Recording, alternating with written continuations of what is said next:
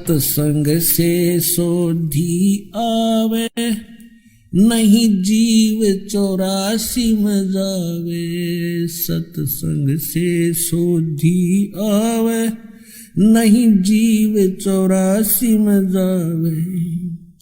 अब मेटो द्वेष और राग, हो राग या उम्र बतेरी जाली। अब मेटो द्वेष और राग, हो राग या उम्र बतेरी जाली।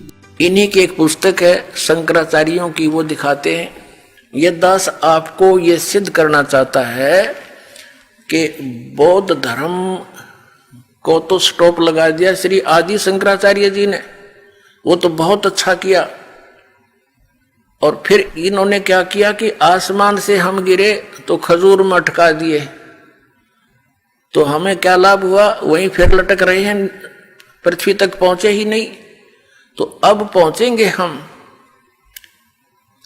अब देखिएगा, ये आदि शंकराचार्य जी द्वारा लिखे गए 5 ग्रंथों का एक समूह है। इसका नाम लिखा है शांकर पंचम।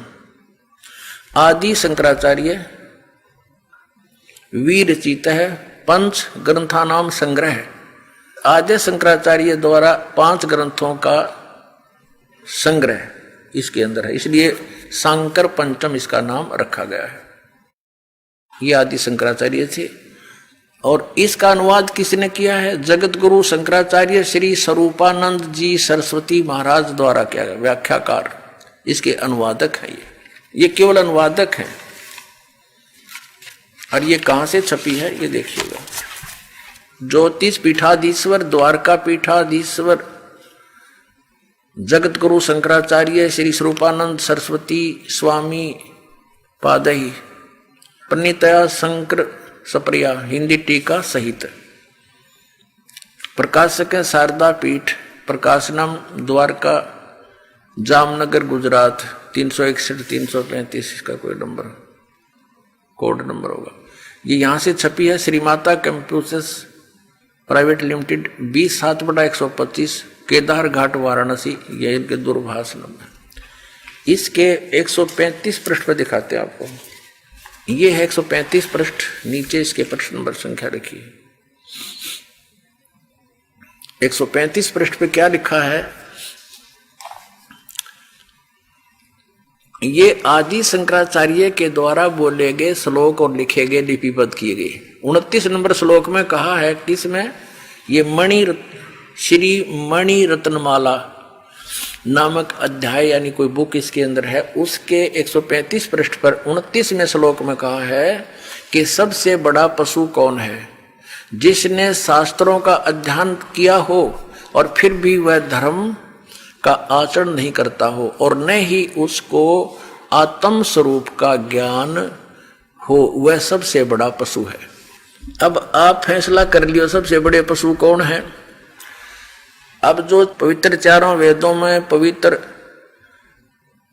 श्रीमद् भगवद गीता और पवित्र 18 पुराणों में जो कुछ लिखा है और जो इनको नित पढ़ते हैं, उन्होंने इनको पढ़ा लेकिन उसके अनुसरण नहीं किया, उस ज्ञान को आधार नहीं माना, तो इससे यही वचन सिद्ध होता है कि सबसे बड़ा पशु वो है जिसने सदग्रंथों को पढ़ा और धर्म का आचरण नहीं करता, यानी शास्त्र विधि त्याग कर मनमाना आचरण करता है, वो सबसे बड़ा पशु है।